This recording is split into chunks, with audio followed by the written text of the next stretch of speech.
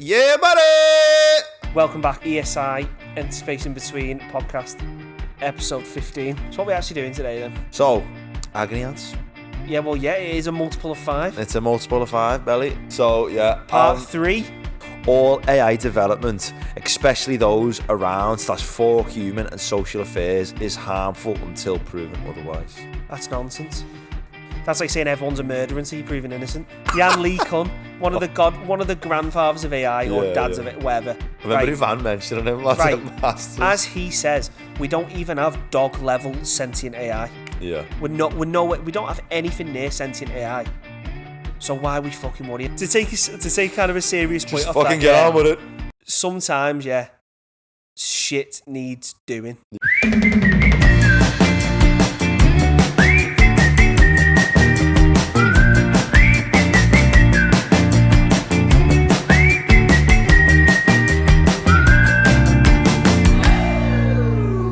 Yeah, buddy! Lightweight, baby! What's that off? Ronnie Coleman, man. What? Oh, yeah. And he'll go, lightweight, baby! And baby! He's just fucking like squatted 400 Everybody kilos. wants to be a bodybuilder, but nobody want to lift no heavy ass weights. I think I've seen that video. That's the most true thing about life ever, you know. Everyone wants to be someone, but doesn't no one want to do the fucking work to do it. Everyone wants a shortcut, but Ronnie Coleman was saying, if you want to be something, just gotta put the work. Gotta put the work in, baby. Like work, baby. Remember when I first heard that everyone wants to be a bodybuilder, but no one wants to lift no heavy ass weights, man. So true. Just makes you want to lift heavy ass weights. And on that note, on that inspirational start, I should have said that yesterday. You should have said that yesterday. Lad.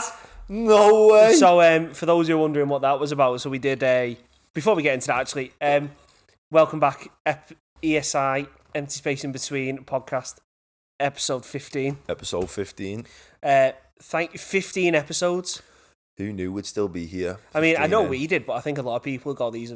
Well, I seen a statistic. I don't think we've actually got there yet. I think it said most podcasts don't get past the 20th episode. So there's been like millions of podcasts produced, and only like 1% have got past episode 20. So they say it's a saturated market. It is for startup podcasts. But it's just about keeping going, trying to build the audience and that. And you know what? I think we've got, even though like we don't really get loads of views, but I think the people who listen, we have kind of like this. We're heading towards 100 followers on Instagram, and we took the strategy to not go randomly following all sorts. We wanted organic growth follows. Yeah. So there's 70. So if we can hit 100, if we hit 100 by the end of June, I will on this podcast rap a whole song. Please get us 100. I was going to do something different. Like if we get 100 by the end of the June, we'll give away some. We'll do a giveaway. Startup merch. Yeah, we'll give away some merch. Yeah. What is and it? I'll still rap. Yeah, the rapping's infinitely better than anything else. I was going to say. No, because we're trying a few things, aren't we? That's it. We want to look cool. We want to look cool. We want to do a podcast and look cool doing it, man.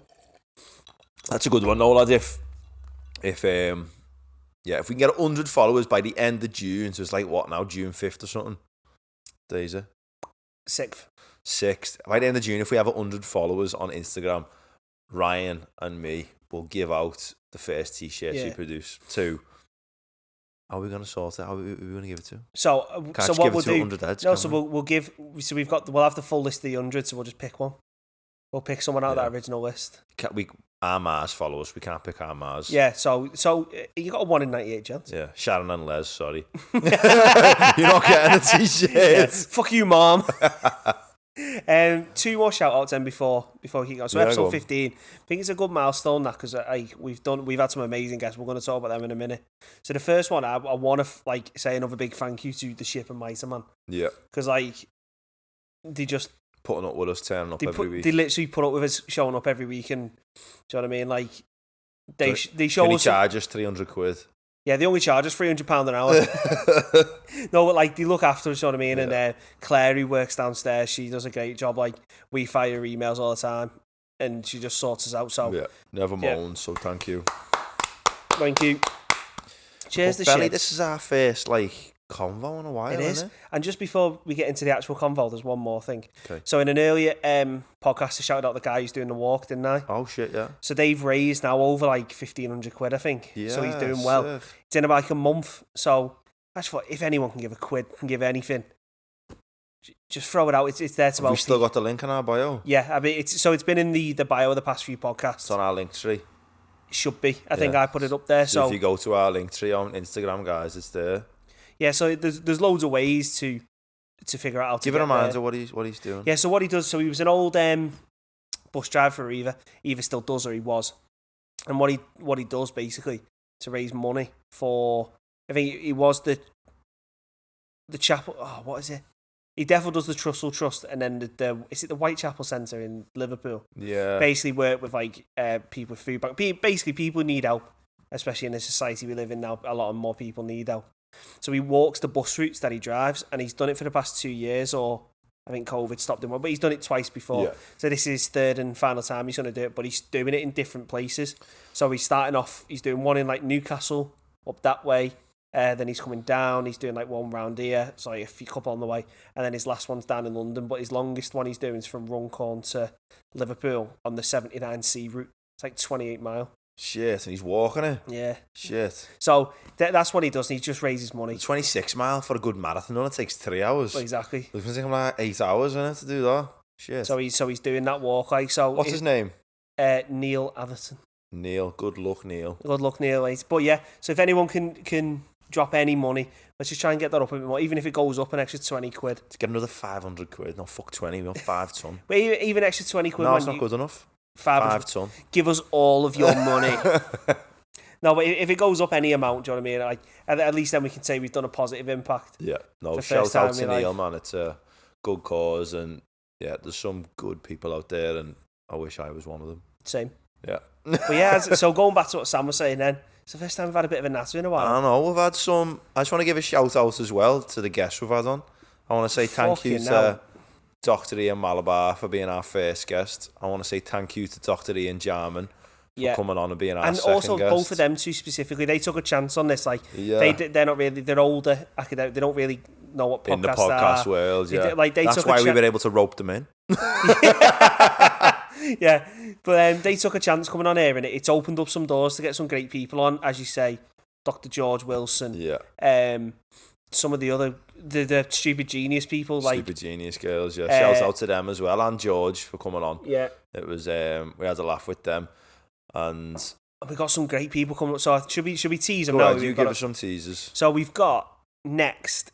So after this week, episode 16, we've got a brilliant researcher and lecturer over at John Moore's again. We're rinsing the John Moore's researchers. Yeah. But you know what? I don't know what I think this shows. Yeah, John Moore's isn't a shithole, man.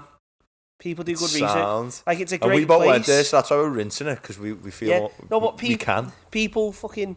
Like, there's some brilliant research coming out of the place. It gets proper dunked on for no reason.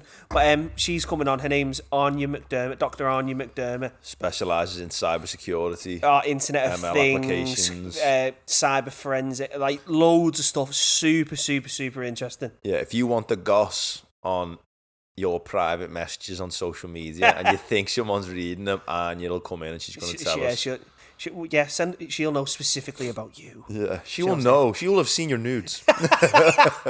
So we've got it, and then we've also got this. This is one which I think I'm proper looking forward to.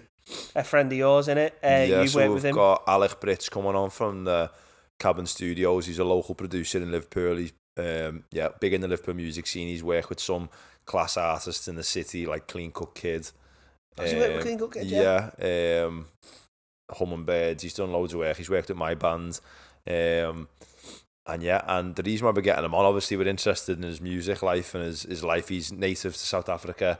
Oh, is he? Yeah, he's born in South Africa, and he's one of the first people I really know, and I'm just lucky enough to work with him in me music life. He's big on using AI applications in his work. He uses a lot of AI tools for like art and streamlining his sort of production. Productivity. Yeah, so he's obviously a producer, and everything for Al's about like, how can I streamline my day? Make his day easier to be able to make his day more profitable, basically. He wants to get in at 8 o'clock and get you just know it's not even about profit for Al, it's about music. how can I spend the most time doing music? Yeah, and then automate all the other shit. And try and automate a lot of things you can. Yeah, see, then you put out better stuff then, don't you, as you say, yeah. So we're going to talk to Al, and then who've we got coming after Al? So then we're going to be starting... We won't tease that one, so we're going to start a new series, but we're waiting for him to confirm. Okay, we won't tease that. So that's going to be ESI and Friends, where we just get people we know in and speak to them basically about research and just ask them and just be we want to bring research news to them. We want to possibly bring some Agony and questions to them. Yeah, and just ask them and get their opinions on stuff, and it should be quite a laugh, that one. And then hopefully, I'm not sure when he's coming on, but he's agreed. He's got to now. He's my primary supervisor, Dr. Ivan Olier Caparasso. Yeah, he taught me at master's level as well. The Colombian. Yeah, the Colombian. That's what he's known Colombian as. Superstar. The Colombian. No, so he's massive in machine learning. He does machine learning everywhere. Yeah. Obviously, we focus at the minute on like cardiovascular and healthcare applications, but he's done loads. So it's going to be dead interesting to get him on. And also, he's going to be the first person we speak to from further afield. So it's going to be nice to see how like the academic journey's different. Yeah. Oh yeah, because he's not Scouse. Yeah, he's going to be Colombian. He's not Scouse. No. He's Scouse Colombian. So it's going to be interesting to see how that comes on. So we've got loads and loads and loads coming up. And I think that it owes it to, especially Dr. Ian Malabar in Jarman. Who started it, yeah. Oh, especially open the door and show that, look, we're not here to catch people out. Yeah. We're genuinely here for just an open and we hope you're enjoying the convos as well. Oh, yeah. This is the point of the podcast, was to get people in who are involved in research, science, or, you know, in the scientific world, or might be interested in the scientific world as to why we're going to start ESI and Friends, and have open, genuine conversations about research and how that links to life. And that's why we want to know people's stories. What was their story coming into it? How have they ended up where they're doing, what they're doing, what are they doing, and what are some of their just general takes on life, man. And that's another thing as well. Like, we wanted to show as well that research is for everyone. Yeah, and it should be for everyone. Like, obviously, you get the big things that put baddies in your way because people try, as you say. But I think we've spoke to a few people so far who prove it can be for everyone. Yeah, definitely. But it's not exposed, is it? So I think we're doing a good job there. Not to toot our own horn. So, yesterday then, you can tell people this because they've already said it on their socials. Mm-hmm. We were on with Stupid Genius, right? Yeah, so we did a recording. So they obviously recorded on ours. We did a recording for them. And yeah, I think me and Belly were laughing because I think they were wanting more serious answers from me and Ryan. And they have this section called Tell Us a Stupid and a Genius. Yeah. And I won't give away the pod because it's their pod, but we give some wild answers. And they were looking at us a bit like... Yeah, like, we don't do genius things a lot. No. But at the end, I'll give this away. At the end, we were asked for an inspirational quote. I won't give the quote I give, but I give a quote. And I shouldn't have given it because I've just thought of a better one. I opened this podcast with it. I should have given the Ronnie Coleman quote, man. You should have. Everyone wants to be a bodybuilder, but no one wants to lift any heavy-ass weights. That was the quote that was calling me, man. And I never said it. And it is as well. I should have said it. You've dropped the ball there, really. Yeah. I'm going to say it at the end of this pod. Yeah. Do it. So what have you been up to then, Belly? Do you know what? I was just about to ask you exactly the same question. Okay, oh my I'll God. start. What have I been up to? Just booted the mic. Oh, that's going to be a lot of edit work.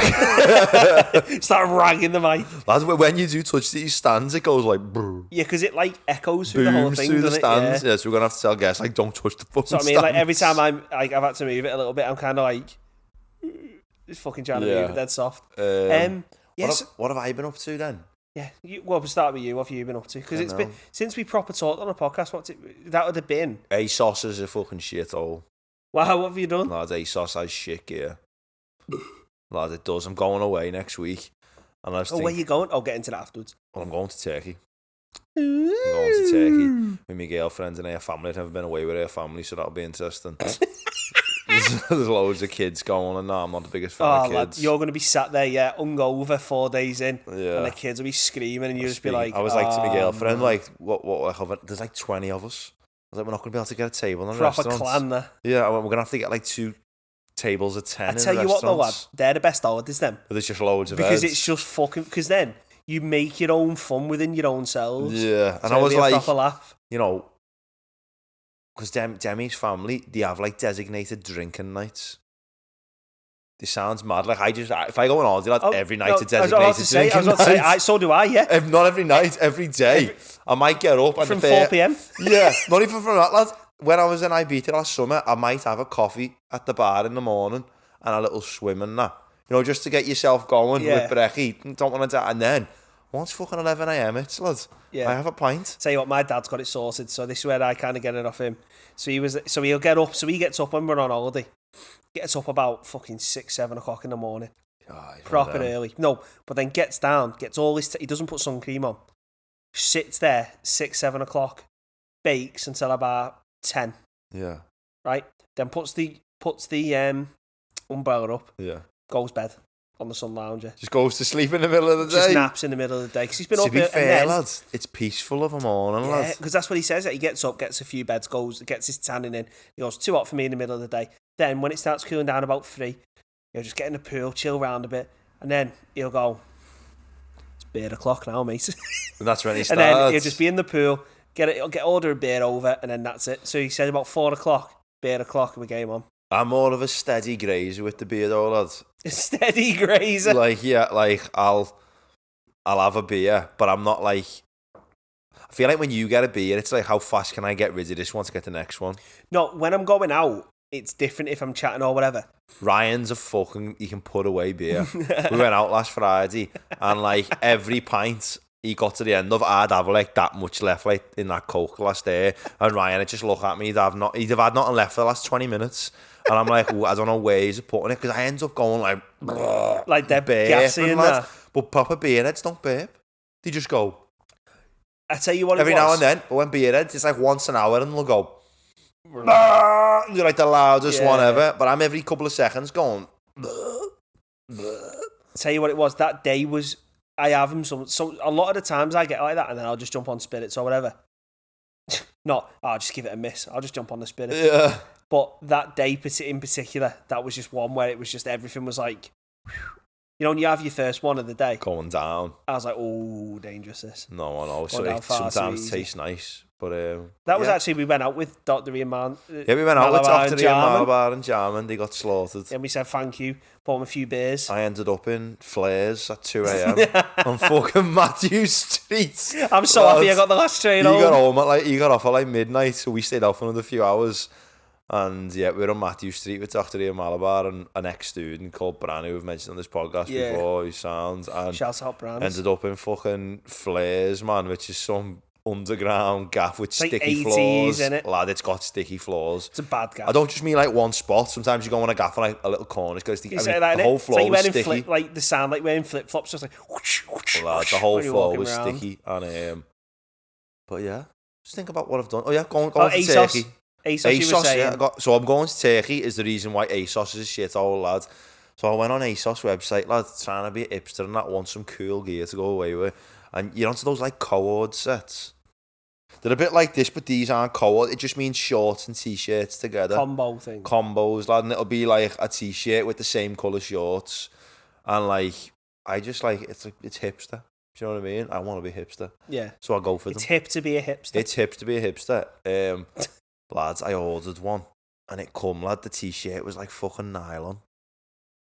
Lads, it was like stretchy gear, lads. Lads, I got them out the box before. And I was like a gym top, like a training top. Not even, thing. Like, training top stretch a little bit. I mean, if you grab this top, lads, I could get to the window with it in my hands. Fuck off. That's how much it was stretching, like proper elasticy shit.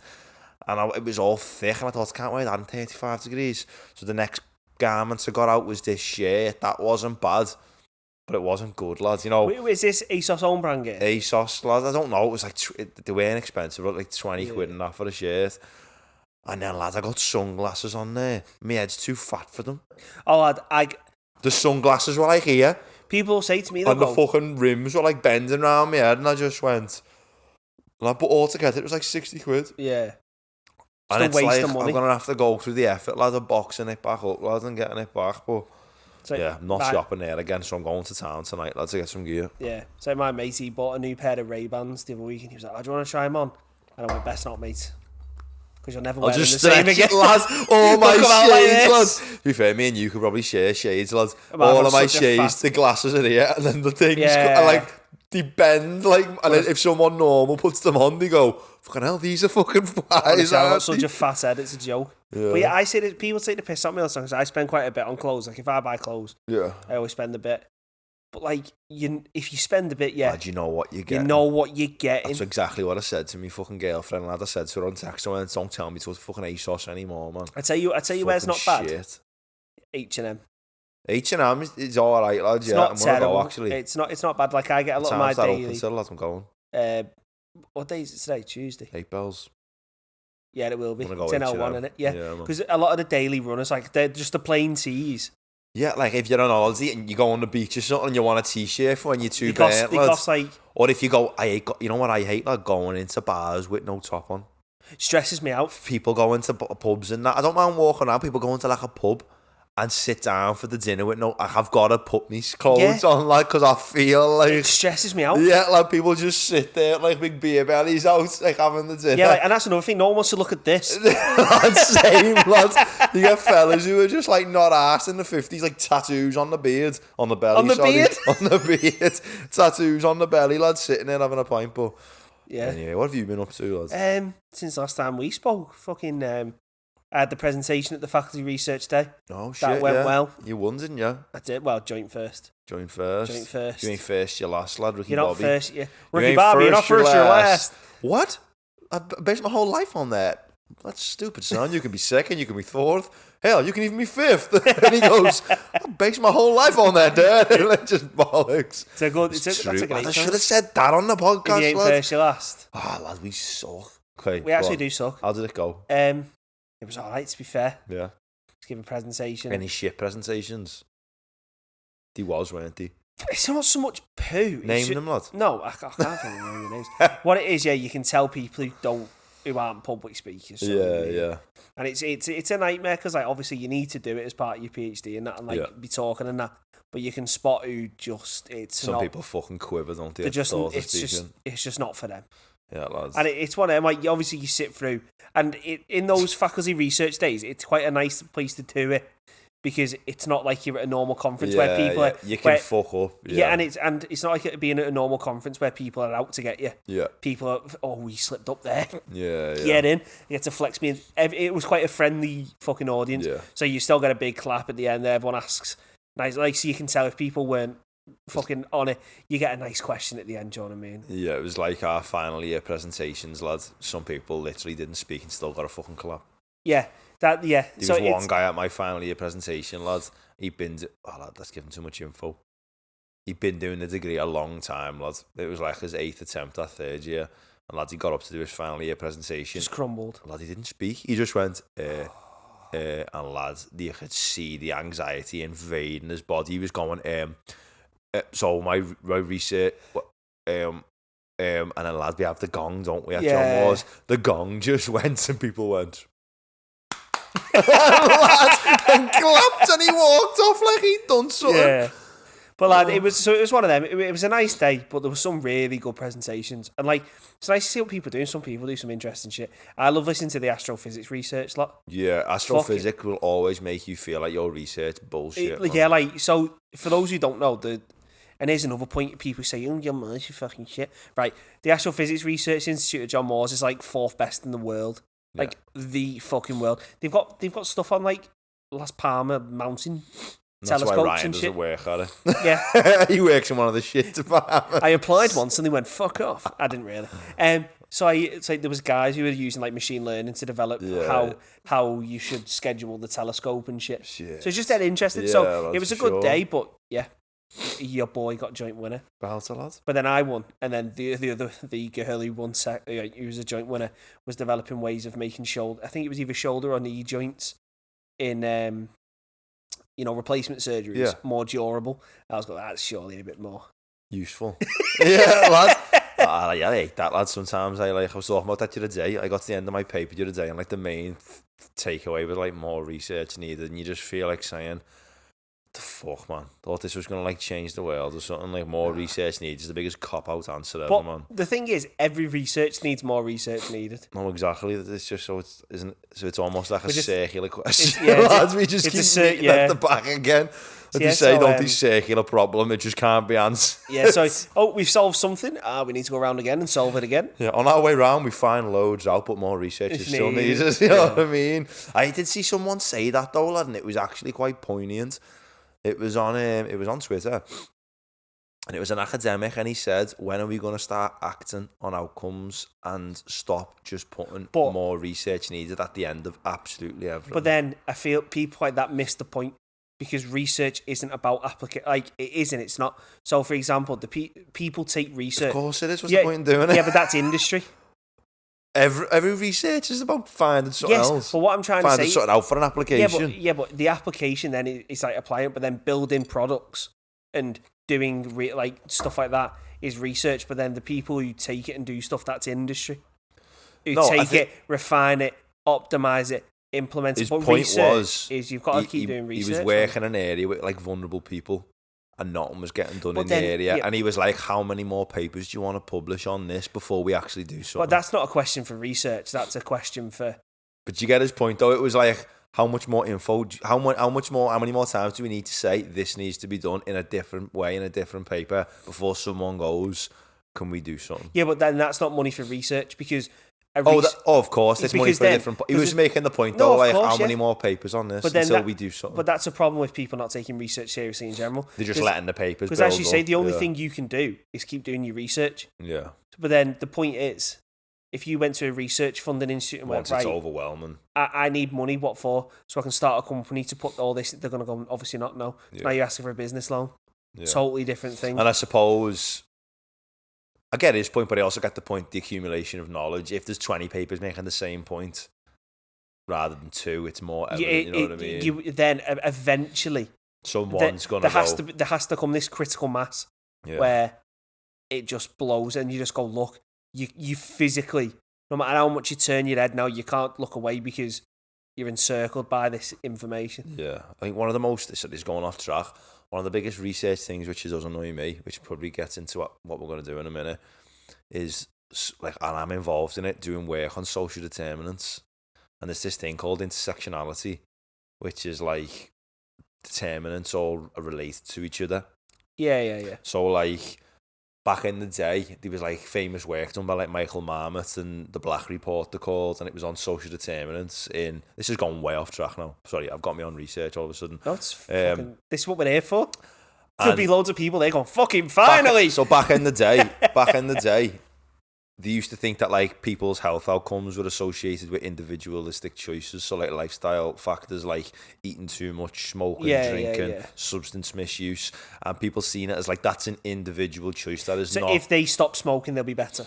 Yeah, or not even that, not if they stop smoking. It was their choice to smoke. Like, it was their choice to take drugs. It was their choice, which it kind of was. It was their choice to eat a lot of food. It was their choice to not exercise. Yeah. But like Michael Marmot and a couple of other guys in the area back in the 80s said no.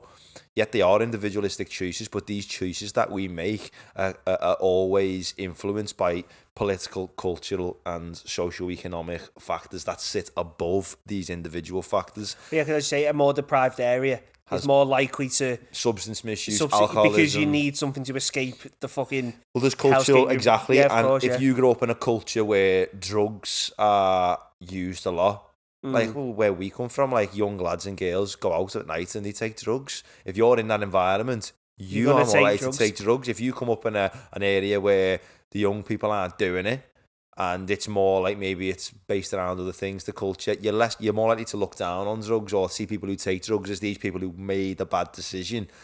Yeah, it was an individual choice, but it was driven by these overriding factors like deprivation, like political decisions made in an area, and I'm not saying that because these factors are above it, it's not someone's fault. You can't take all the blame off them as to why they smoke, but a lot of the time there's other overriding factors. So it's like looking at it within context, innit? So yeah, it's their individual choice, but their choices were like very much... If you look at the probability of choices you could have chose, like higher education, probably like doing things that benefit. Do you know what I'm trying to say? What I was getting to was why social determinant research annoys me a little bit, even though I'm doing it, is because there's one answer to solve it all. The biggest overriding factor is deprivation in an area. Yeah. Nutrition becomes poor in the area, and then we focusing on these individual things. Like, if we can get the education up here, there's one factor which changes everything. If everyone's not poor in this area, you don't have to worry about all these other factors. Yeah. Like, if everyone's not poor, you don't have to worry about diet all of a sudden. You don't have to worry about exercising all of a sudden. You don't have to worry about nutrition all of a sudden. Although I said that's diet, income. All these factors which you're worried about at like the granular level, like, you know, which cluster has the education pattern, like, we just need to know which is the deprived one, and then we just need to know how to not make them deprived. Every other factor is bollocks now because we've fixed that one. Now that's really simplistic. It's hard to bring people out of poverty without really a big injection of money or opportunity, and they need incentive to do that. But it's almost a bit like, why are we looking into this? Yeah, you know what I mean? Because there's one factor which solves so it's it like all. we know what the solution is, but everyone's looking for other more practical solutions to instead ways of round, short, long way round, longer ways round. You know what I mean? Yeah. Like, if we fix education in the area, just fix deprivation. But then if the thing fix is, nutrition, just fix deprivation. But then you're only fixing education for the kids that want to do education, and in a highly deprived area, yeah, a lot of the kids don't give a fuck. Well, I think because about why it, would you? Exactly, and I think about it through the lens of my own research. Like, the most important pattern I'm going to look at is deprivation, because everything else sits under it. Nutrition, I can look at what's nutrition in this cluster, but those choices are directly based on Michael Marmot's work, and he carried out loads of like qualitative work back in the day on, you know, what drives these lifestyle factors. If we know that nutrition is driven by deprivation, I know why we're looking at it. There's other reasons to look at it, but like, from like making society better, we just need to look at deprivation. Yeah, and like that would solve more issues just by fixing less that one people thing. would be overweight if areas were less deprived. Less people would be smoking if areas weren't deprived. Less people would be not taking drugs if areas weren't. Thered still always be people doing them, but they wouldn't be abused like they were. You know what I mean? Because as you say, when you come for a deprived, you look for other things to do to like ASMR to like take you out of that space, innit? Basically. Why did I get to that? What we talking about? I don't know, but it got me angry then. Yeah. I think I was saying why my research is a waste of time. Yeah, you've just explained why you should just jib your PhD. But lads, it's like... No, it is. But then obviously you've got, if you just like the purely research sense, because as you say, then getting back to the point on like, when do we stop research and when do we apply it? There's no way one singular person can just turn around and go, right, let's put this in practice and solve deprivation. No, I know. That's a government level problem. I was seeing something the other day, and it was like, it is mad, the incentives of people. There was a guy, I haven't got his name now all of a sudden. He was an inmate in America for 37 years, a black male who was accused of murder of an 11-year-old child back in the 80s when he was 23, and he's just been sort of like acquitted, if you like, you know what I mean? Yeah. Like, exonerated. It wasn't true, what, you know, someone else did it. And there's this lawyer in America who fights these cases. You know, he finds these people who have got good evidence that they didn't do it, they weren't in the place, and he fights the battle for them, and he's had like 10 releases. And oh my god, I forgot the names.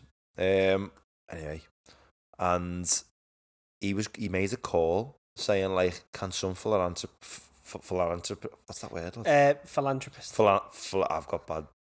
I can't say that. Philanthropist. Philanthropists. No, that doesn't even sound like philanthropists. Oh my god. Yeah. Can we get some rich people? That's what I'm going to say. Who like helping others to invest in. He said, just start off with one area. Let's do a case study. And he said, let's start off with the Bronx in New York. He said, let's just spend 10 years trying to make that affluent. You're not going to make any money. You're going to lose. He said, in the end, you might start making money because the people there are bringing like lots of value to like, you know, they have money themselves. They can put money back into the economy. And he said, if someone, rather than like focusing on, I don't know, a technological advancement, can't we just use what we've got and maybe pump $1 billion into an area? How do we get this area affluent? If it works, it's like, we've done it. Let's do the next one. But then that's where I kind of disagree, because that's what we vote a government for. And then, but his point was the government's never getting around to it. Yeah, but then that's where you have to highlight the issues within the, because then all we're doing is relying on billionaires, and it's exactly the same thing, but with less regulation. I know, but I suppose his point, Belly, was the government have got too many incentives to like not. Well, help, yeah, of course they do. I mean? Of course they do all because the other priorities. You know what I mean? Yeah, but and he was even talking about in the US. This is in the US. There was like a load of lawyers back in the day, lad. Well, not back in the day, recently. Back in the day, they committed the crimes. There was like monetary reasons to put people in jail because they were private jails. Oh no, don't get me wrong. And to fill the it's jail, fucked. they needed to get people. And then there was kids like who'd been a bit mad in school and were getting like a year in a jail. And he was saying like, it's just like the whole, and they were all from these like poor areas, if like they were lesser than. And he was just a hypothesis saying like, what if we just pump money in one area and tried to get it on its feet? Because the argument is the people there's no point that they'll pass saving. But then, and it's like, the thing is, that doesn't solve the problem though. Oh, of course it doesn't. It was just for like, can we turn an area around and prove to people these people is, are worth but the thing is, yes, you would be able to. Like the area I'm from, you know what I mean? Of course you would be able to. With enough money, because then your public services get better, your education gets better, the standard of living gets better. But then you're saying it's on the government. But then that doesn't solve the problem because then another place that didn't get this injection of money isn't going to solve but you have to address the reasons. So it's like what a lot of people do now. They put the solution in the wrong place. You've got to figure out what's causing it. Oh, of course. Of course. No, I wouldn't be against figuring out but we know the reasons. I know, but then it's the case. We know why people have no opportunity. Yeah, I mean, not that. I mean, why? What's stopping that happening? Because there must be political, monetary Of course reasons. there is. But then this is where I'm trying to say, like, those need to be solved first. Because you can't... Are you ever going to solve them, though? Yeah, but then what happens when the billionaire stops giving money to the area? Not true, yeah, that's a problem. But so then the same... No, I think the idea is, once it's an affluent area, there's an incentive for people to look after it all of a sudden. Like, the politicians will make it an area of priority. Like, for example... but then, what happens then to all the... To say that's one of 1,000 poor areas? Oh, I know. So you've still... The problem's still 99.9%. Well, it probably is enough billionaires to sort them all out. But... Well, yeah. I even think it's simple stuff like we're meant to be in, like, a proper liberal city. And, like, where I'm from, Crocky and Norris Green, the grass is all overgrown. Yeah. If you go to Woolton, if you go to fucking Egbert, it's all trimmed. The council gardeners are out every day looking after it because it's like an area of importance to the city. No, but then this is why is crocky grass growing over the fucking fences? No, this is what I'm trying to say. That's it's bad. It's like why is the priority? Because people are putting there shouldn't be. But then the problem with that way of thinking is then you're not. So then you're letting we live in a democracy. You're letting the people you voted. That's what's happening here. Get away with it in this whole system. No. And that's why I always disagree with those type of points. Because then why should we look elsewhere? You're finding a solution out the system. We live in a democratic system. Why should the the system needs fixing and all the rest of it. But then why should we have to look outside the system for a system which, in essence, should work for us? But doesn't. Do you see? That's what really fucks me off about the whole situation. Because then people go, "Oh, we should look at billionaires," but then that implies an inherent problem with the system as well, that you have billionaires. Yeah, no, I know. And then it's this whole fucking problem of the billionaires get rich, everyone else gets poorer. Like over the pandemic, billionaires got much richer. And then you're relying on you're relying on the goodwill billionaires, if you like. And then the idea is you shouldn't rely on somebody's goodwill to make sure everyone has the basic human necessities. Yeah, no. That should be what your democratic officials are for. Should we do what we're doing? So what else I did? That's Before we do what we're doing, can I go to the toilet? Yeah. You have the smallest bladder in the world. Are you staying here? I'll go for away as well. Right, we're back in 1 minute, guys. So what are we actually here for today? Yeah, so we're back from the toilet. Yeah, so I went to see... Sorry, before we get into it, I went to see Coldplay. Oh, shit, how were they? Fucking... unbelievable. The only reason I wanted to mention it because if anyone likes just a show, and going to watch a show, wow, what a fucking show! I seen them years ago. Everyone gets the fucking bands, the bands and stuff. I do think though, when are they going to change that? Because they have been doing that now for like 10 years. But then this kind of leads into the point: if nobody else is doing it, that's sweet. Why would you ever change it? Because so we sat in the nosebleeds at the back, and I wouldn't change my seat. You just got to see all the lights. Because like I looked over and you could see the whole thing. When I went, lad, it was insane. I was in standing, like literally 30 rows back standing. So, but then from standing, when the show was going on, if you look around, it looks you've sick. got all the lights around. But then what was quite cool is I can watch the show and the. Did he play In My Place? In my place. Dun, dun, dun, dun, Yeah, he did. Yeah, did he? Sure, he did. Lad, they don't do that much, you know. They might not have done. I'm fucking. In But that my rings a place. place. That rings a place. Rings a bell. Did he do Trouble? I never meant to cause you trouble. Old, like these are old play. Don't think so. What old Coldplay tunes did they do, lad? Like depressing Coldplay phase. When they first come about, lad, it was all sad shit, lad. Just the usual stuff. I don't think they played anything. I don't think they played many songs where you'd go. Did they play old. Yellow? Of course they did. Yeah, did they play... Honestly, that Yellow was one of the best things I've seen live because everyone's bands went like yellow. And it was like the way the bands were going on and that. One of the most like notorious songs ever. And what did they do? Obviously done Fix You at some point. Yeah. Viva La Vida obviously got played. Paradise got played. Must be para. Yeah. And obviously that's the new shit he done. Yeah, like I'm not really I'm not really a huge Coldplay fan. You just went for the lol. Yeah, so my missus, she loves them, and I like the tunes, and I knew basically most of the songs. Yeah, but I didn't know I knew them. I'm not that into new Coldplay. I think it's cool. It's a bit too poppy for me. It's a bit too produced. 02 or 2000 to like 2012 when they got into Paradise stuff, it was still cool enough to be cool.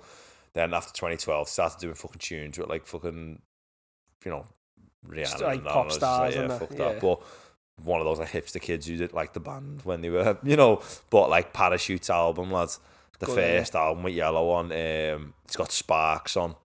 It's just a super slow song, you might not have heard it. As I said, I'm not a huge Coldplay fan, but in my as place, a show, lad, it's just good starts with the big heavy drums. Show.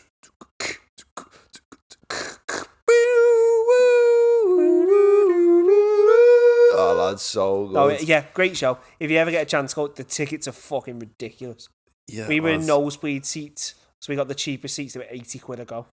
Ben asked me the other day, lad, to go and watch Roger Waters from Pink Floyd, lad. His tickets are 90 nicker. Fuck off. 90 quid, lad. I tell you, I mean, he is in Pink. In Pink Floyd, but the Coldplay ones kind of makes because don't they donate a lot of money of the tickets, like different charities and stuff. They do, and actually, Roger Waters weren't 90 quid. They were sold out. They were going for 70. It was on Vivago for 90. Do you want to tell you what really fucks me off though? Arctic Monkeys. How much are they? Just far too fucking much. Oh, I had the gig on the other day. Did you see everyone go on the other day? So they do the cricket ground. That cricket ground holds, what, 50, 60k? And they're charging fucking 70, 80 quid a ticket or whatever it was. Yeah. Just for the tickets. Doesn't need to be that expensive. Lad, he's a prick now. I'm even seeing now with all like local bands. I think it's because of inflation and that. Like back when I started playing in bands, like tickets were going for £4 and that, £3. To see a proper grassroots band, now even bottom of the pile bands, like, they're going for a tenner. And even like bands like that are on the incline, like not massive, won't name names, to get the flogging tickets for the score. Yeah, but then I think you're fucking yourself over there. But I get it, because to make the book work, you got bands, lad. So many bands lose money, lad, because the venue, you know, says this is how much it is to hire us, 500 quid or whatever. And then they sell the tickets for a tenner a pop, and there's 200 tickets. Yeah. It's only £2,000. The venue wants 500. Then you got to pay your engineer, the blah blah. Your band's only left for like supports. The band's left for a few £100. You know, and it's like, was it worth it? I get it, but like you can't, especially when no one's got the dough. I mean, Arctic Monkeys, that's just that to me, that's just taking the piss. What? So what is it? 70,000 tickets, 50,000 tickets, 50, 60,000 tickets at 60, 70 quid. What's that, lad? Fucking. Don't ask me to do maths. 700 million. 77 million. I fucking know it's not that. 7 million. Something daft. No, it's 7 million, yeah. Just on ticket sales. Yeah. It's mental. Anyway, so what are we actually doing today then? So, Agony ads. Yeah, well, yeah, it is a multiple of 5. It's a multiple of 5, Belly. We're doing Agony ads. That was delayed. So, yeah. Part 3. Part 3, I've collected questions for Belly. He provided the sauce last time. I'm now going to provide the HP this time, man. The daddy's sauce. Not daddy's, HP. Fuck all that daddy's. It's a seedy name as well. So the idea about Agony Ants, guys, if you've never been here for an Agony Ants, we're sorry that we're actually 50 minutes in before I'm going to provide this info. Oh, well, it's a catch-up Agony Ants. It's a catch-up Agony Ants. The idea, guys, is to dispense wisdom from our brains to the world about the academic world, about research, about the scientific world. And each week it alternates between me and Belly. So in week 1, I asked Belly questions and he provided the wisdom. Wisdom? Week 1 of Agony Ants, week 2 of Agony Ants, which was episode 10, I provided the wisdom from Belly's collection of questions, and now it's alternated back to me. So I have questions for Belly, and he's going to provide the wisdom. Yeah, and also if you want to get involved with this, you're more like this is something which we want people to get involved in if they want to. So let us know on Twitter, Instagram DMs, or in the question at the end on how you think we did. Let us know the questions, then we can always include them in the next episode and stuff. So I've collected these from Twitter solely. Solely from Twitter. Most of them are from academic Twitter. In fact, I think they all are. Just before I get going, John, so I've noticed what academic Twitter. It's shit. Everyone loves to fucking moan. Yeah, lad, they do. Oh, they do. So some of these are comments that all these comments have been promoted by academic Twitter, and what I mean by promoted is they've been retweeted by the account academic Twitter. By the account. That doesn't always mean that they agree, but they're showing it. Yeah. So I'm going to address some of them with you. Cool. Some of them are questions, some of them are comments. Hit me. And some of them are just general just lines. Burn me head out. So yeah, first one. You ready? Let me just get close because the laptop's a bit away. Let me read it. The head movement. Success doesn't equal the number of publications. Well, I mean, it depends on what game you're playing. Yeah, that's all it says. Because... Well, I'll put it to you. If you're measuring your own success in research, is the only thing that you are interested in my research success? It's in my research success. Yes, it's a combination of publications and citations. Yeah, it has to be, because that the game is the game, and the objective function which you're trying to maximize in research, whether it's right or it's wrong. I'm just saying this is the game. Is number of publications, number of citations. Yeah. But then there's two different questions. It's what do you measure your research out, and then what do you measure actual success? Yeah. Lad, depends what the measure of success is. Like if you ask me, am I like fucking succeeding? Like, I'm doing a PhD from Runcorn. Do you know what I mean? Of course I am. Not many people get where I'm. Like, not many people, especially fucking where I went to school. I don't think I know anyone who's doing it. Yeah. It's like, for me, and like just for my own personal goals, this is something I wanted to do. I'm doing it. So I'd say, yeah, you're succeeding. So, but if you're in research, I think you have to measure it. I suppose the question is, do you think if someone is doing a PhD now, should they become, or maybe they're postdoc, or maybe they've done all that and the research is it healthy to only think about publication? Well, the problem is it's not healthy. It's not healthy to be in academia anyway. I suppose. No, so the point is, right, if you want to advance in academia, you have to have publications and citations.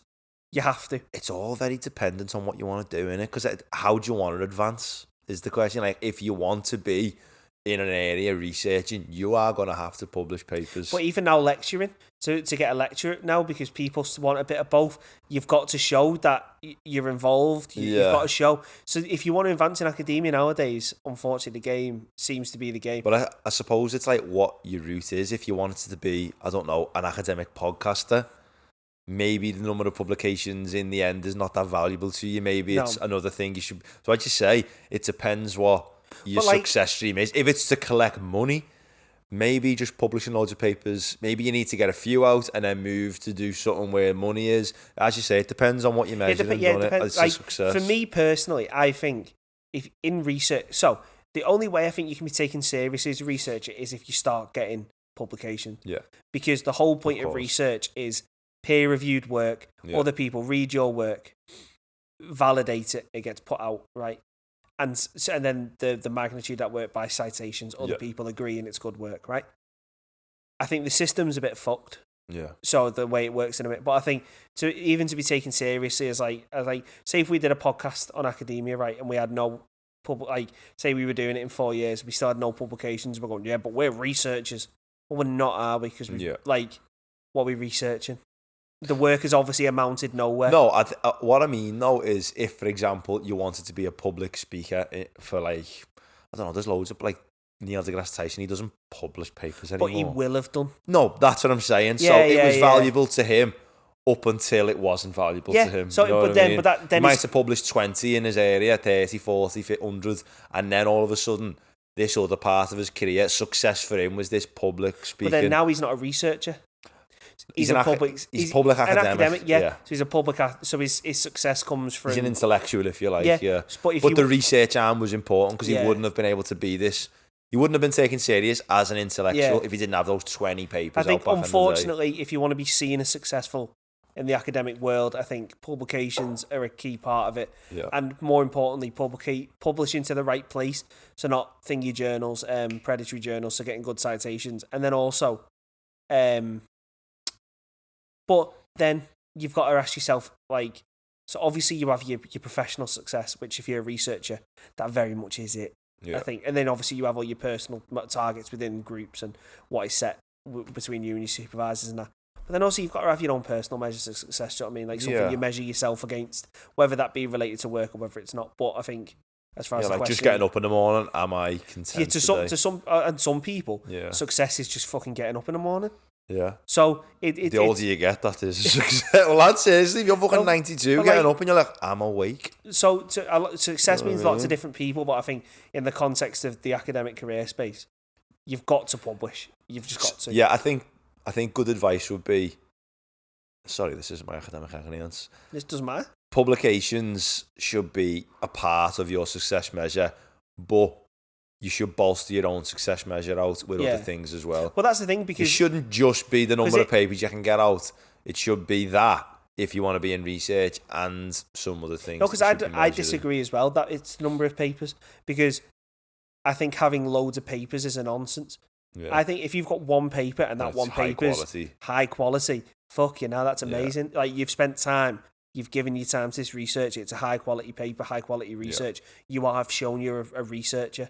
Whereas people who put nonsense papers out all the time, it's nothing. And then, as you say now, people, you need to have more to you about yourself than just publications. Years ago, it was just, oh, well, I'm more published than him, so I win. And now everyone's got papers, everyone's got PhDs, everyone's got this, everyone's got that. You've got to expand yourself a bit. So what's the answer? I think we've given it there. Academia, it is. You've got to publish that, innit? Okay. Unfortunately. Question 2. You do. Right. Okay. What do you enjoy the most about research? Wrong answers only. What does that even mean? It means what you hate about research. Oh, what you hate about research. What do you enjoy the most about research? Question mark. Yeah. Wrong answers only. As if like what fucking does your head in? Oh, mate, it's fucking writing and the bureaucracy. Both of them two. So like writing, I get it. Like I dislike it because I'm very much a hands-on type. I like fucking doing it. So the writing does me head in. But I see the utility. You've got a right to write papers. Someone must understand what you've done, right? Do you know what I mean? I can't just show a formula or some data and go, here you go. Take a picture of me head. One graph. Take a picture of me head and go, it's all in there. But like, I think, I think we've said this loads. The bureaucracy that comes with research really does my sense in. You personally, if I was to put that to you, that is your wrong answer. What do you mean by bureaucracy? Like, so the incessant form filling that comes with academia, it really pisses me off. It really does. I think because as we agree, right, and I think everyone can agree, so there has to be some level of form filling to make sure things are happening. Yeah. To make sure we're doing the right things. If it's ethics, to make sure the right thing's being done in the right way, to ensure everything's being done correctly, right? But fuck, let's make it the bare minimum. Why are we not min-maxing this problem? Yeah. It seems to be people You'd surely get more out of the researchers if they spent less time doing the things which they didn't absolutely have to be doing. Like, for example, I wanted to go to a summer school was it last year before? I can't remember anyway. So I wanted to go to summer school in Gran Canaria, so I wanted to do it for my bench fee, so I had to apply and shit, right? There's just loads of fucking So loopholes. Then, first form comes through, fill the form out. Oh, no, send the form. No, that form's outdated, you need to fill out another form. But then on side of that form, you need to put this form, and then half of the information in the second form is in the first form, but then there's some other stuff. And then we need to ask you all, and I was just like, this could have been done in like... And then... An hour. Yeah, and then, for example, like... Why is this useful? And it's like, well, I've agreed it with my main supervisor. If he thinks it's useful, that should be enough. Yeah, you've got no problem with some checks and balances. It's like the question. It's like the 28th question, which you're thinking, why is it useful? Why is it useful for you to fucking know? Yeah, like, it's my money. Example, I'm asking for access to the pot of money you've given me. If my primary supervisor is willing to put a signature and go, I think this is useful for his advancement. Why does he need to say why anymore? That should be like little things like that. Yeah. I think there are too much of that goes on in. You know what my problem in is? Academia. Go on. What's the biggest problem with research? Wrong answers only. There's the number of fucking nerds in it, man. Lad, we're nerds. Not lads, just fucking nerds, man. Like busy nerds, man. No, busybodies, lad. We were talking about that. Like, my biggest gripe with academia is it's just full of fucking nerds, man.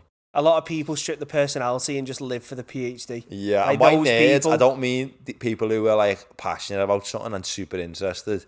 Just busy bastards. Like, as we say, man. like people who'll strip and become devoid of any personality apart from and the whole PhD, life and it is resolves this research. Yeah, and you're like, have you got nothing else about you? And like, if you were in a meeting with them and the research wasn't getting discussed, the meeting would go dead.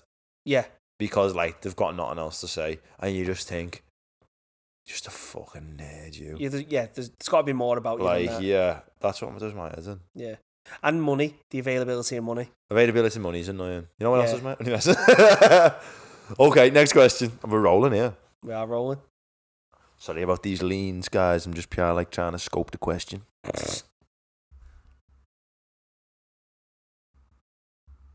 Okay. Overworking is a recipe for burnout. Take breaks, rest, recharge your mental and physical well-being. Well, thank you. Now, what I want to ask here is, like, what's your take on that? How do you recharge? What is your method? If there's someone out there now who's feeling burnt out, and I picked this out because it's something I've felt, something you've felt, the people over at Stupid Genius have felt it. How do you know you're burnt out? Or how can you differentiate between I'm doing too much from I just feel a little bit stressed? And what's the best way for you to recharge and come back the next week, the next day, whatever? You know you're burnt out when compared to you're busy. When you look at something for 4 days and it's the same thing. And it hasn't changed. And you just can't do it and everything feels over. I think that's the thing with burnout. But I think the problem for me is the PhD is a PhD. Unfortunately, it involves an outrageous amount of work. Yeah. But you take it on knowing that. So I think for some level, you've got to be prepared for it. Do you know what I mean? Like, I see these comments all the time, like, a PhD shouldn't be this, a PhD shouldn't be that. Unfortunately, it is. Life is that. Life is. Like, there's no point sitting there. But how do you get back on the bike, Belly, if you're feeling... How can you get the most? Because obviously it's unproductive to carry on looking at something if it's not moving. Yeah. I just think, you know what, it's so personal, like... How do you get the ball rolling again? Sometimes it's just as simple as, this is going to sound mental, doing a different work task. Yeah. Even if you're burnt out, sometimes just doing something else at a bit of a slower pace brings you back up. Sometimes it's just taking a break for a week. Yeah. Sometimes that's the but again it's all personal. Some people prefer taking breaks. Some people prefer to manage the time better so they don't get burnt out. Yeah. Some people would rather do it that way. Some people will literally go to the burnt out, take a week off and go again. And they'll do it that way, or take a full day off. Oh, I'm like that. I know what you mean. Sometimes if I'm feeling burnt out, but like a part don't want to take loads of time off because I feel lazy doing it, I'll just sort of like substitute myself to like the simplest tasks I've got. Oh, big time, and then work my way back in. Yeah, like, okay, today I'm just going to answer these emails. I'm just going to organise what I've got to do. Yeah. But I'm just going to like sort of get a structure for something, like get subtitles down for something. But my method of getting over burnout's not really healthy. I just get bored and go to the pub. and get more burnt out in a different way. But it just chills me out. Yeah, no, it does. Just basically, I think you've got to do something which de-stresses you from what you're already doing, whatever that may be. I think as well, burnt out, if you have other hobbies, man, don't have something else to do. Go to the gym, have mates, have mates. don't have no mates. Do you want to say what a key thing is, though? I think a key thing is recognising the difference between being burnt out and being busy. Yeah. Because they're two different things. I'm busy all the time, but I'm not burnt out all the time. No, for sure. I think, as I say, sometimes you can not actually be that busy but feel burnt out because you've had a busy period. It's calmed down, but you're like still going, and you're like, your brain's fucked. You know what I mean? Like, I can't be. And then that's recognising, right? Now I'm burnt out. Now I need to do something. Yeah. But I think I think people rely too much on because it is a busy lifestyle. Yeah. Academia is horrendous because of the way it's put forward. I think people rely on saying that too much. You know what I'd say? I'd say get on with it. You know, but like this is. I'd say stop moaning. This is I'd say open the computer again. I'd say burn yourself out even more. Yeah. I'd say until death do we part. Extreme. No, but like to take kind of a serious point just off fucking that, get on with it. Sometimes, shit needs doing. Yeah. And I think it doesn't. I feel like there's loads of people going, "Ooh, I'm burnt out. I need a break." Like sometimes, genuinely, right. Just fucking get on with it. Even if I feel horrendous. Yeah. Like the past couple of weeks, for example, I've worked like 15-hour days, and I think I have been burnt out the past couple of weeks because I've just not been able to really I've worked long days, but like the progress has been slower than what I wanted it to be because I just can't do it. Yeah. But fucking, it needed doing. Yeah. So I can't just take a week off because what we're going to do, turn around to the stakeholders involved and go, it's not been done because I had to take a week off. No, it's not going to fucking fly. And unfortunately, some industries that does work, some it doesn't. In academia, it doesn't all the time. You've got deadlines. It's got to be done. Sorry, I feel like we're shitting on people who take time off. You should take time off. But it's about knowing sometimes shit needs doing. Yeah, like you got to be able to differentiate between am I just moaning here? Yes. Yeah. Exactly. Or, lad, there's a South Park, lad, yeah. And Cartman keeps taking mental health days, man. And it's funny, lad. He gets a job, and then every day's a mental health day. That South Park's fucking mad, days off, lads. And they keep going, like, come in tomorrow, and he goes, I'm going to work from home. And he go, Cartman, you work in a fucking ice cream shop. How are you going to work from home? And he goes, I'm just going to work from home today. And then the next day, I'm having a mental health day. I'm feeling a bit rough. But, like, you need to know when you should have a mental health day, if you like, and when you're actually just moaning. Because there are genuine reasons to have mental health days and all these other things when you need it, but like, and if you do have like a poor mental health, you've got to take those days. But like, there are some situations where like, I'm having a fucking bad day and I'm busy. You just have to get on. I'm just busy. Yeah, I've got to fucking crack on. So with that one, I think it's very personal. But just to answer the question anyway, just take yourself away, man, if you can, and just recognise, even if it's, as you say, going to the gym or going on a walk, or just even if you like fucking playing games. There's one that rides right into it. Stress laxing. Being stressed, that relaxing makes you more stressed because you're not working on what's making you stressed. Oh, all the time.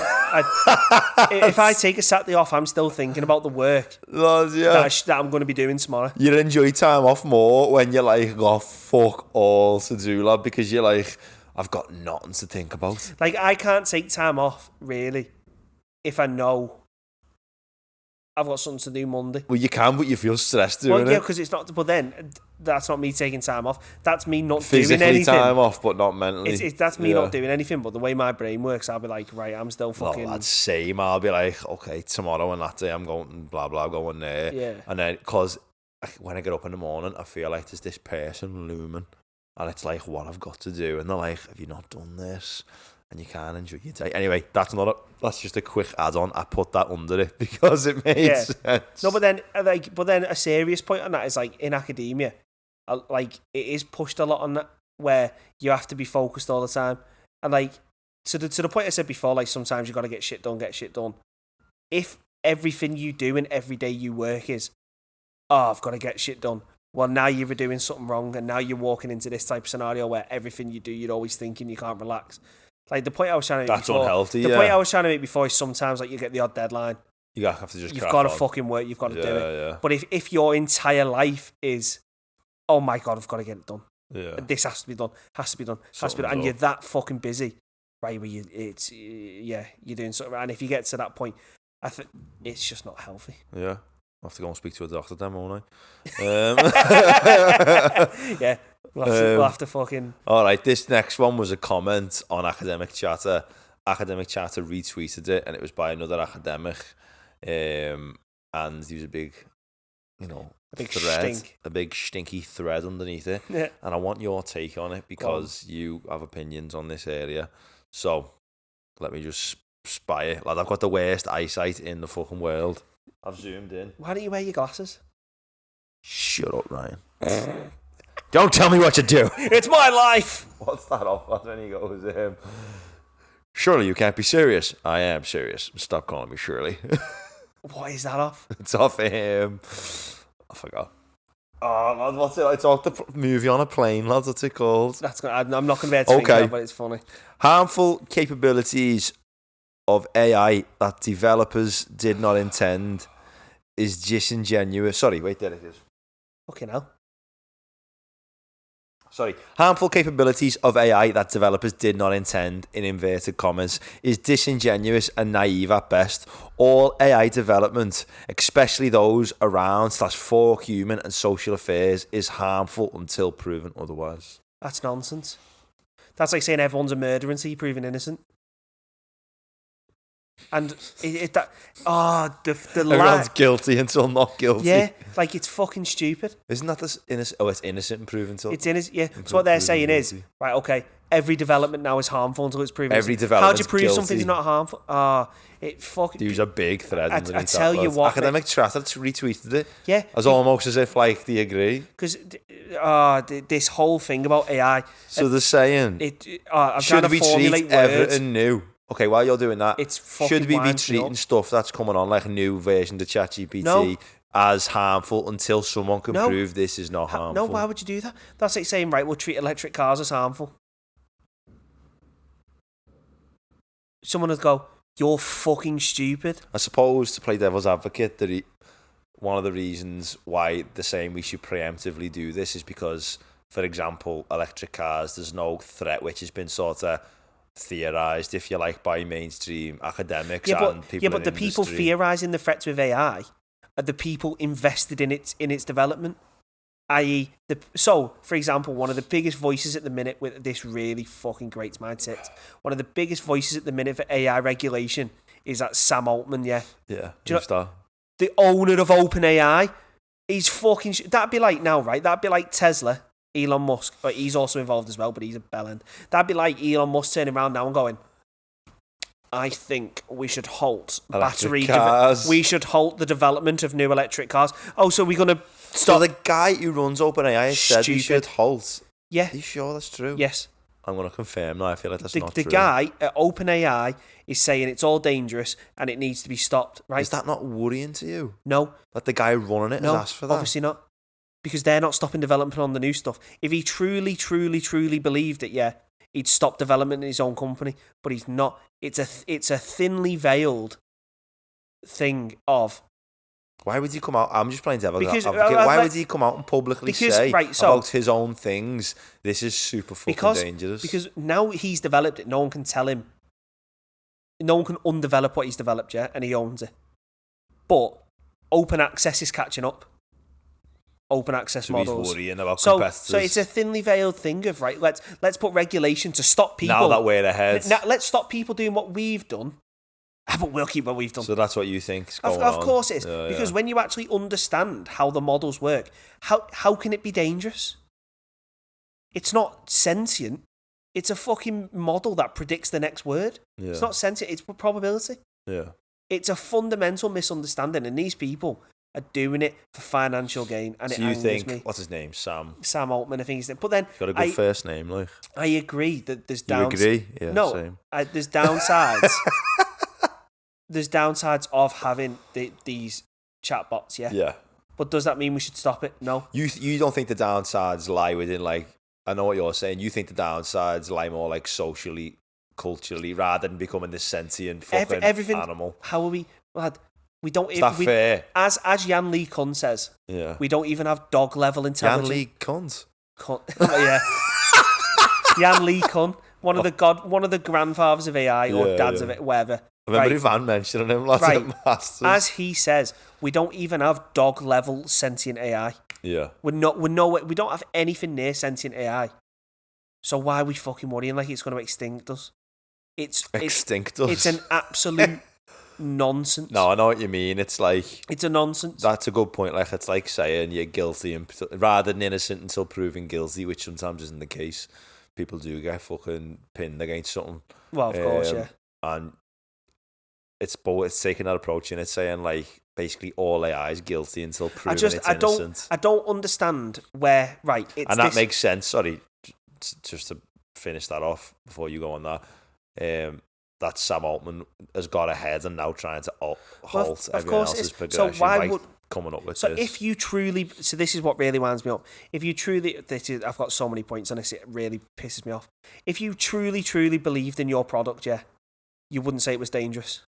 Yeah. And if everything he said is true, so which one's true then, Sam?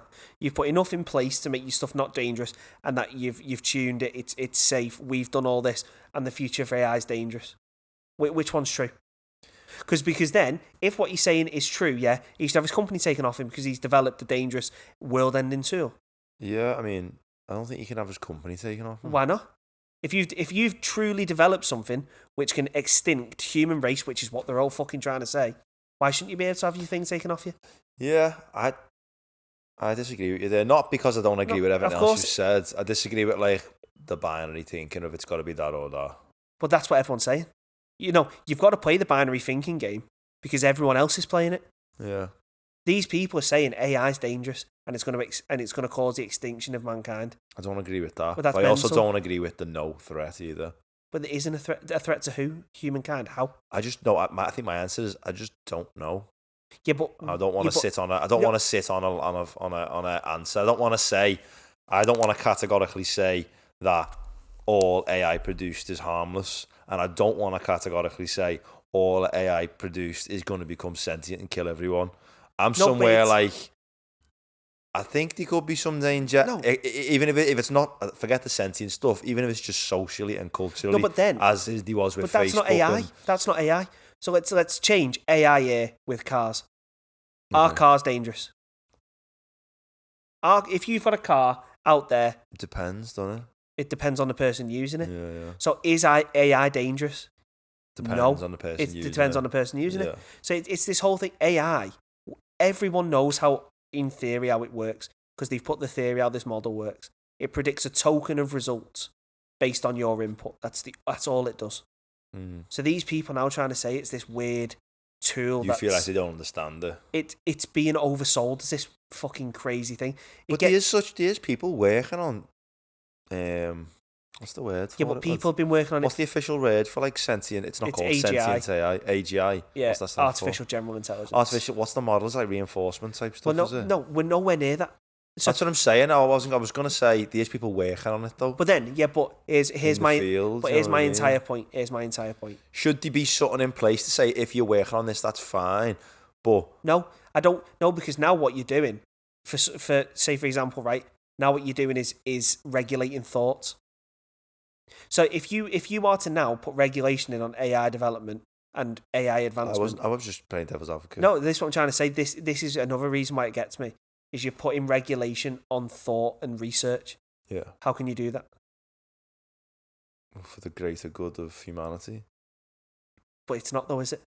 I don't know. Because then we still build. Sounded cool. We still build nuclear bombs. We still build machine guns. We still build this. These are tools now which people are trying to. And then, so to get to the point, which when you take it all back and even start at the start, right? 2 years ago, no one was talking about AI. Oh yeah, it's like come out of nowhere, but it's not come out of nowhere for the media. It has. Yes, but OpenAI, how long's that been going for? It's been going years. 5 years. So if they were so set on their technology being dangerous, why didn't they stop 4 years ago? I don't think they were so. I disagree with that because people start off all. No, I don't. The saying, lad, and it's so poignant. The road to hell is paved with good intentions. No, but then you ask the question which no one can answer. How are we going to hell on this road? I don't. Not that lads. I've already told you. I don't agree with we're going to hell, but I also don't agree with that it's harmless. But how is it harmful? No, the technology is what I'm trying to say. No. So it's harm. The use of it could be harmful. So then you want to regulate use of AI? I don't know what I want to regulate. I'm asking the question. So the conversation I'm just a man. The conversation I'm having with you now is the conversation everyone should be having, but it's not. The only rhetoric we hear is like I'm with you. Well, going back to your car point, I suppose we do regulate the use of cars. Yeah. So what? So should we be regulating the use of these new technologies? But then after every car crash and every terrorist attack involving a car, do we make restrictions stronger on getting a car? Sometimes, yeah. We don't.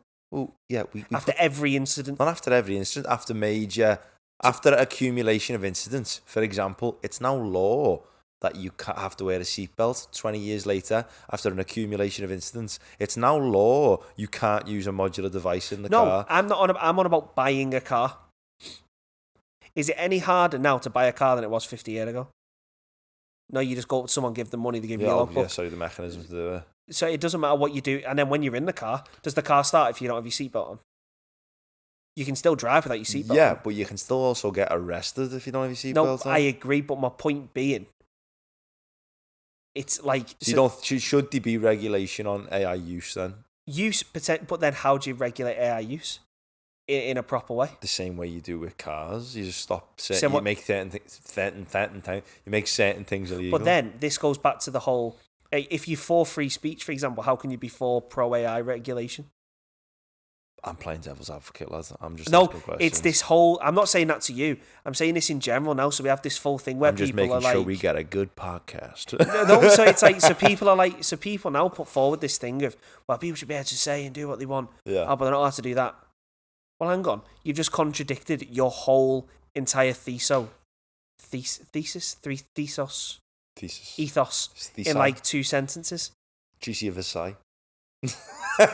For me, lad, it's just... No, free speech is separate. It's not, though. From free action, I suppose, if you like. Because free speech is because we can't be violent freely. But we're meant to be able to speak freely, you know what I mean? Yeah, but you can't be... Yeah, but again, I don't really believe in free speech, so I don't believe you can say hate speech. Same with actions. Yeah. But the point and principle of this thing, because what's happening now is what always happens in the media. They're turning AI into a monster. Yeah. And it really isn't. My take is to that question specifically. So the specific question is, should everything be treated as harmful until proven not harmful? No, that's just nonsense to say something like that. Ryan made a good point. You're not guilty until proven innocent. You're innocent until proven guilty. I'm also, though, I think more so than Ryan, I'm more down the centre is I don't think we should be saying it's going to end the world, nor do I think we should be saying it's going to save the world. I think, like with anything that's new, you should be sensible about how you think about it. And it should be, this has got lots of use cases which are amazing.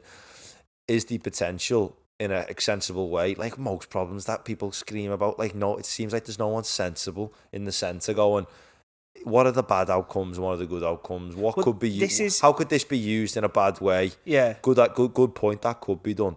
That's a great application for it. You're right there. That could be a bad use case. Someone could get their hands on it and do that. But the point is, the bad use cases are the use of it.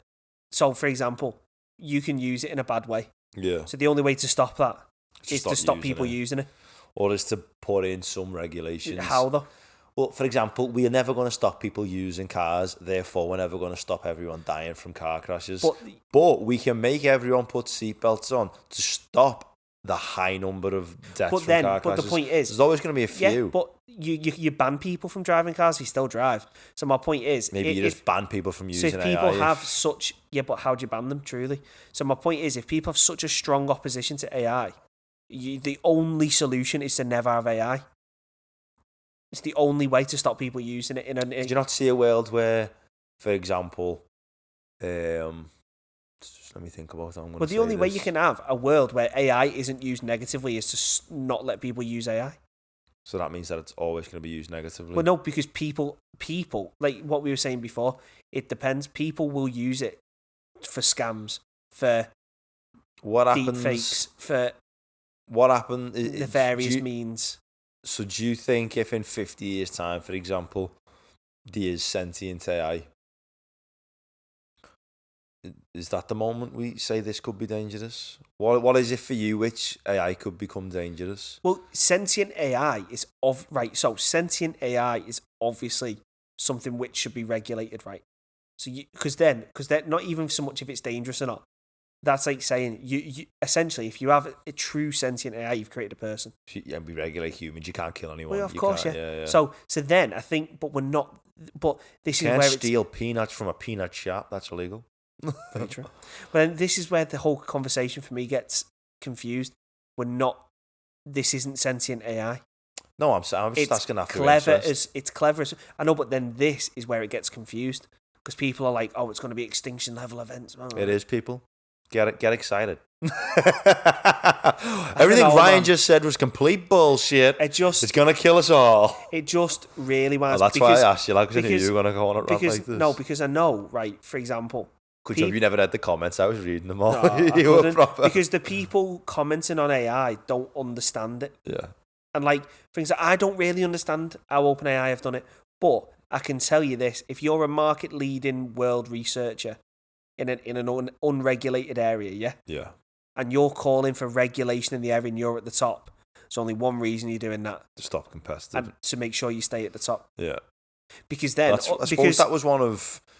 I know you don't like him. That was one of Elon's type comments. Was if they're so unafraid, if they're so, why can't they share what they're doing?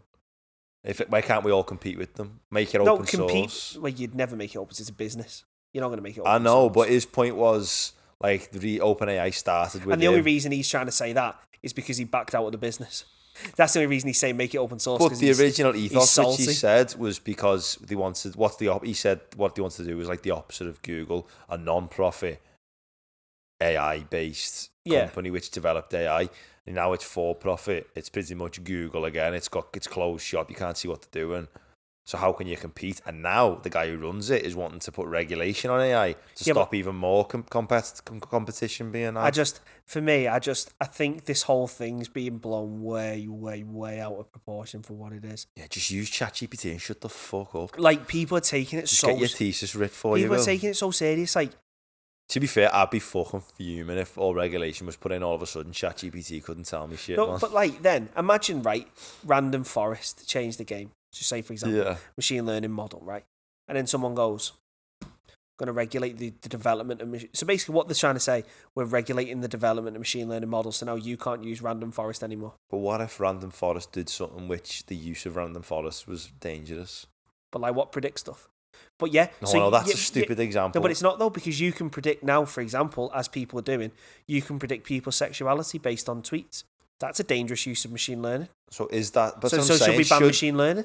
No, but should we stop people doing certain things with it? How? So this gets to my whole point. Yes, we should, but we should also stop people killing each other. You've got the same take on machine learning use as I have on free speeches. How do you do it? Well, no, because free speech makes sense. If you're being racist or homophobic, you just don't say that shit. Yeah, I agree. Yeah, but the point is you can't police free speach. I know. Because if we're sat here now... So you agree with that? The same way it's hard to police this AI use, it's very hard to police free speech? No, but I agree in the regulation for free speech. And I agree in that there should be regulation in that... So you get very big sentences for AI-generated crimes, for example. But same way you do with, free speech violations? Yes, but do I think there should be regulation on AI model development? That is insane. Yeah. Because that's essentially what had happened now. Because how do you stop the advancement of AI? Well, you stop the model development. Yeah. And then who judges that? Who judges, you've crossed the line there in model development? Or does that mean I can't now advance my GTM modeling to potentially do something else? That's an advancement in AI. Yeah. Can I then not develop a new layer in TensorFlow? That's an advancement on AI. Where does the regulation come in? Fucking hell. That's one of my things with free speech. I don't know where to draw the line. Yeah, but the line is, if you say hateful things, you go to prison. So where's the line with AI? Well, that's what I'm trying to say. So if the thing should be, if you do but it already exists. Who decides what's hateful? Who decides what's dangerous in AI? But dangerous. Like, if you commit a crime where AI was used, so say for example, you use AI to mass scam people, yeah, right, and you can do it at an ungodly rate. There should be bigger fines, and not fines, but bigger penalties in place. So that because you've leveraged that. But that's not development of AI. It's the use. Yeah. It's like the use of words. It's not like a word. Word when it's first created, contextually isn't hatred or non-hatred. Do you think AI should be regulated where the use of the AI? Well, of course is it should. leading to bad outcomes. Well, of course, like more times than. For example, right, one of the mottos of the highway code, right, speed kills. I can go out and buy a 200-mile-an-hour Bugatti. Well, I mean, I can't, but in theory, someone can. I mean, why do we still keep developing faster cars, even though speed is dangerous? Because they're fun. Speed kills on a 40. But speed, I love that. Speed. Sorry, taking off bad here. Speed kills, man. Any athlete ever. Hey, people. Oh my God, sorry, I had to say this. Everyone like, oh, he's just fast. So what? Speed kills, man. Or what is it? What they say on Top Gear? Speed doesn't kill you. It's slowing down very fast. That does. No, but no. So going back to that point. So just because people do bad things in cars, yeah, doesn't stop the development of cars. Yeah. We just put regulations on how fast you can drive the car. So why should, just because people can do bad stuff with AI, which people are going to do bad stuff with it? As we say, still kill people. What's the take on this then? So this is sort of similar to that, and then we'll move on because this is a long one. Not right. I don't agree. I agree with you. We shouldn't be stopping the development of AI. Should we be allowing people to freely develop what they want, but to accustom the big changes coming for other reasons other than, forget the sentient shite, for stuff like loss of job, should we be saying develop what you want, but just to let you know, anything to do with this comes out, no, you can't release it until this year, anything to do with this, the slow release of technology. Yeah, because I think that's... Oh, not slow, controlled release is a better word. Controlled release in a commercial environment makes sense. For example, a new chatbot comes out which does another thing which would eradicate a different job. It's like, we want to slow down, or this is released now. Because then, again, that's the application of... Because, I agree, you can't just make it... You can't make a whole workforce redundant. So you agree with that then, like the more controlled release? I think doing it to make people's lives more efficient should always be adopted, but you can't obviously implement something that's gonna change. Yeah. Because as you say, right, we go back to say the self-driving cars thing. Say you made all taxi drivers in the entire country out of a job. Yeah. What the fucking hell do you do with a whole workforce trained specifically for one job? Where'd you put them? Only well, yeah. Taxis are us. No, but then the taxi fans. No. What are you going to say? What's it called? Fake taxi. Fuck off, man. Yeah. No, but then, so the point is, yeah, imagine that. Shit. So, AI. So, yes, theoretically, right. Oh, yeah, AI is dangerous because it's going to make people redundant. But like companies still run Windows XP. Yeah. People are really thinking theoretically that companies adopt stuff quick. Solicitors still use paper and fucking filing cabinets. There's an illegal reason for that though, isn't there? No, you don't have to. In theory, you don't have to. Also, it's like some problems are like digitising certain information because it can be sort of hacked. You just have it in an encrypted file offline.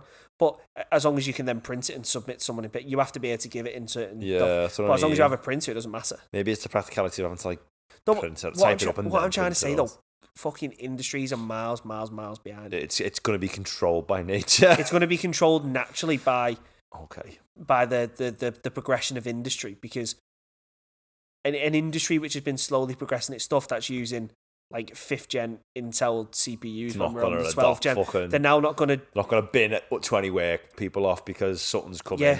They might do it in a few years. Yeah, so to say your infrastructure is running on 6-year-old Intel works. Yeah. You're not now going to go out and drop £500,000 to update to the newest stuff to then let people go, to then hire, and especially hiring developers at the minute. They're a premium. Yeah. So you're going to I think what it is, it's a hypothetical situation that the media have got hold of because ChatGPT is so widespread. It sells. Basically, for me, that's what I think it is. It sells, and people and big companies are trying to use it who have investment and stakes. I was listening to in AI to try and the philosopher lad. What's his name? No, I don't. Noam Chomsky. You know me. I don't fucking listen to philosophers though. He was talking about like the biggest threats to the world, and he was asked about AI, and he just went like sentient AI is way off. He said the things we should be worrying about are the problems that could happen tomorrow. Well, when you think about it, you've got they are, I think he said climate change, nuclear war, and there was one more. He said sentient AI. He said maybe in 50 years. He said, but if you're asking me what I should be worrying about tomorrow, he said I won't be worrying about that. I think 50 years is too close anyway. But even still, as you say, the point we're still at a point where global warming's going to kill us faster than anything anyway. Yeah. There's a massive war in Ukraine. That's escalating all the time. He said nuclear is the biggest. Fucking half of Africa's in a civil war with each other due to geopolitical reasons because Europe fucked it years ago, so that people are fighting with each other over there. You've got wars in Asia, like in Myanmar. You've got stuff happening over there, destabilising the entire nation. I think it's Myanmar or Burma. I don't know. This guy, he said it's just gonna take. Someone's predicted a war between. He said.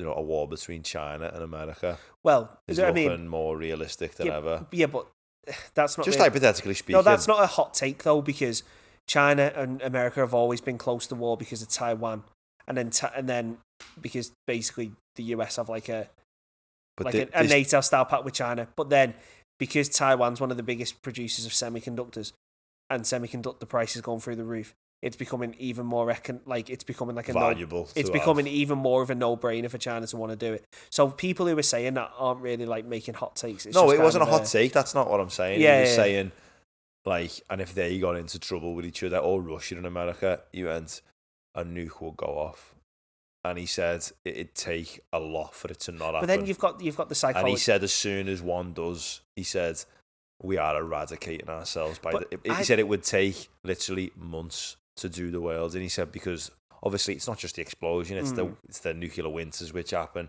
He said, even if China sent one to the America, this is speaking just for the fun of it, and then America sent one back, Russia he said 3 or 4. The thing is though, and a nuclear winter will cover the planet. But then what people genuinely fail to consider is no one will use a nuke. No, I know, that's what we hope. That's the only thing we hope on, isn't it? Because it's mad. You would put yourself. It's mutually assured destruction, and that's the idea. I know, but is that enough to rely on? Because there's psychopaths out there who get but then it's also the thing of Imagine if Hitler got a nuke, lads. But say for example, say if Russia dropped a nuke now, everyone would think they're absolutely mental, so no one would deal with them economically. Everyone would have to cut ties with them. Whoa, you've just dropped a nuke. You're genuinely insane. What if they just didn't give a shit though, lad, and just sent them out? Yeah, but then mutually destroyed destruction. They're fucked. But you wouldn't. What would you do, lads? Yeah, go on. Forget the fucking political talk. If it come on the news tomorrow that a nuke is heading for New York, and just get me head down. That you heard that it was landing in a few minutes, and the United States have sent one back to Moscow. And it was predictions that within the next few weeks, the world will be covered in a nuclear winter. And we're all going to die. What would you do? Yeah, but there's nothing you could do. I'd just go to the pub. You go to the pub? Well, of course. What's the point in... At that point, what's the fucking point doing anything? I'd fucking fume. I'd bell Joe Biden and go, what the fuck going on, you'd be fuming, but you'd sit there and you go... Fucking 26, lads, fuck off. These to sit... So I fume Biden, you're nearly fucking dead. But at that point, Did you see Joe Biden falling over, lads? I did, yeah. He falls over every other fucking day. He's old, isn't he, lads? Stair falls and he's get Emily. Sort his house out. Oh, lads. It's our ass, lads. Just fucking every other week, lad, he's falling over, lad, and I'm just lad, stay on your feet, brother. Should we finish on one more question? Or one more? Give me one word answer or a few words, and we'll wrap it up. Because we've been going a bit there. You did that on purpose. You knew I knew that was going to piss Ryan off. Because it does wind me up. It's I argue with me brother, lad, and he'll go, yeah, but lad, they say AI stuff's dangerous, and I'll go, You don't know how to turn a computer on? Right. Couple of words. Okay, give me less than 5 words for this answer. What was the biggest surprise you encountered in your first year as a PhD student? First year? 5 words or less. Like, don't give me a sentence. See, the problem is I'll spend longer thinking. Fuck you, like you just done it. Oh yeah, shit. There you go. That was interesting answer. No, couple of words. What was surprised you the most? The isolation. That's a good one, yeah. Isolation. The isolation. Mine, that's one word. Mine would be...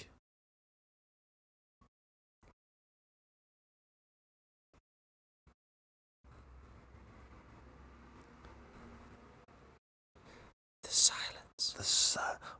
The silence. October Drift, go and check them out. Sick band.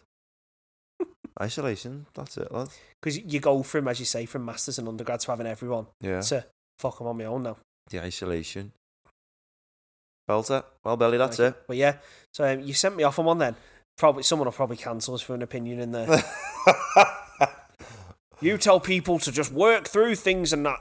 They shouldn't be worried about AI, and someone will fucking cancel us for something. But you know what? It's all fun and games.